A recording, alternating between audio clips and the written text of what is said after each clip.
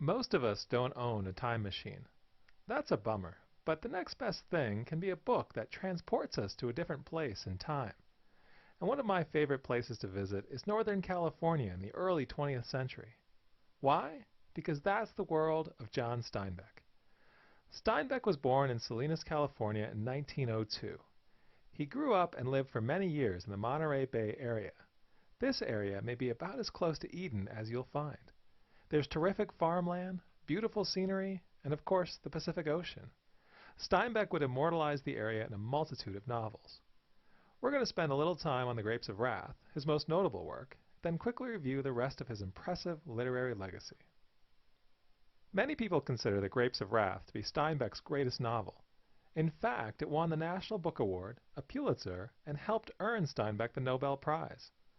Published in 1939, it's the tale of the Joad family. Tom Joad is the central character, but his entire family is part of the story. They're tenant farmers from Oklahoma during the Great Depression. When their crops are destroyed in the Dust Bowl, they decide to head west for the promise of greener pastures in California.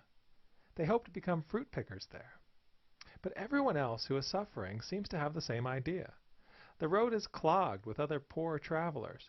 They meet all kinds of fellow Okies, as they're derogatively called, either heading the same way or returning after not finding what they'd hoped for. When they get to California, the Joads find that there's a surplus of workers, and the big corporate farmers are running the show. They move from camp to camp, but as newcomers, they get shunned by their fellow laborers. There are just not enough jobs to support everyone who arrives in California. There are arguments over whether the workers should organize into unions or not. Meanwhile, the authorities threaten to run them all out. The Joads finally find decent work picking fruit, but then they realize they were hired as strikebreakers. Tom Joad undergoes a transformation and realizes his destiny is to lead the workers and help them organize. Doing so, though, means abandoning his family.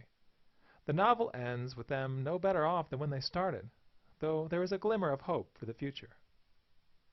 The themes in The Grapes of Wrath are not unusual for Steinbeck. One of the things I like most about Steinbeck is that you could boil down his style and themes to one word: America. His work is quintessentially American. I mean, what is more American than heading west to California in search of a better life? And many of Steinbeck's characters are seeking the elusive American dream. But let's break up this overarching American notion into a few key parts.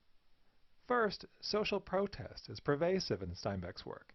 He often wrote about the downtrodden in society, particularly farmers and migrant workers like the Joads. Related, Steinbeck's works are particularly attuned to the issues of humanity and the cruel ways we treat those who are different from us, whether because of class, foreignness, or something else. One of my favorite lines from The Grapes of Wrath that conveys this idea is about the meaning of the term Okie.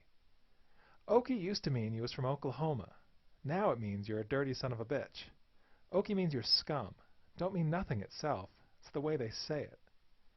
Here, a word that could have been a badge of pride for Oklahomans becomes a slur. Then there's realism. I think of it like this. Steinbeck's characters and plots are true to life. Their situations and struggles are very grounded. Similarly, Steinbeck's prose is direct and straightforward. Though some novels are experiments in form, his language is usually very accessible, and Steinbeck's stance on the issues he presents is rarely ambiguous. There's also naturalism. Steinbeck loved America's landscapes, and he portrayed them vividly. Long before I ever lived in Northern California, I felt I knew the farms, mountains, beaches, and towns from their representations across his works. Finally, but no less important, are issues of family. The Grapes of Wrath isn't just the story of Tom Joad. It's the story of the Joad family, a multi-generational clan. In Steinbeck's works, families can be torn apart, or their familiar bonds can form the character's core. Let's do a quick tour through Steinbeck's other major works, focusing on their styles and themes and how they fit into his literary legacy. His earliest major work is 1935's Tortilla Flat. This is a bit of a silly collection of stories about a group of Mexican-American guys and their meandering misadventures in Monterey County. They're good-natured souls, though they'd much rather drink than work. There's an underlying commentary on the social issues facing the Mexican-American community, which gives a little weight to the novel. In many ways, 1936's Indubious Battle treads the same ground as The Grapes of Wrath. It's about striking fruit workers in California and their efforts to organize. While the American communists are fighting for the laborers, there is criticism of their motives. The oppressive capitalist system, though, is the true villain of this story. A major short novel is 1937's Of Mice and Men. Like The Grapes of Wrath, this is a tragic story of migrant workers in the Great Depression. There's a video on this one, and I encourage you to check it out. Another short novel is 1945's Cannery Row, which is set in Monterey. This is one of my favorites. I think of this one as like a TV show that's more about its characters than its plot. And like a TV show, they have a series of little, largely insignificant adventures, but always pretty much end up back where they started.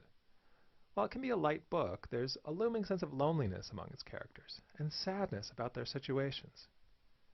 In 1954, Steinbeck would write a sequel, Sweet Thursday, which is kind of like a reunion show where most of the fun is in revisiting favorite characters. But before that, there was 1947's The Wayward Bus. Though not as well known, this is another fascinating study of characters. Like Cannery Row, the characters are lost and lonely. Then we get to another major work, 1952's East of Eden. Remember when I said Monterey County was a little like Eden? Steinbeck certainly thought so too. He sought to write an epic about family history in the Salinas Valley, and that he did. This novel is principally about those two things, family and the Salinas Valley. It's also pretty heavy-handed with its biblical imagery. For example, there are numerous characters whose names begin with a C or an A, and they all contain allusions to the Cain and Abel story from Genesis. In 1961, Steinbeck published his final novel, The Winter of Our Discontent. This is a dark tale about a family that loses its wealth, then struggles with moral degradation. It's a harsh commentary on American culture in the prosperous times following World War II. So that's Steinbeck's final novel, but there's one more very important work to discuss, 1962's Travels with Charlie, In Search of America. In 1960, Steinbeck converted a pickup truck into a camper and set out to see America. His companion? Charlie, his dog. The resulting nonfiction book is a fascinating account of the nation Steinbeck had been describing for decades, seen through the new lens of the 1960s. Of course, 1960 was a particularly interesting time to see America. The Kennedy-Nixon election season was in full swing. A new technological age was dawning, and in Steinbeck's view was posing a serious threat to American culture, if only he'd been around for so-called smartphones.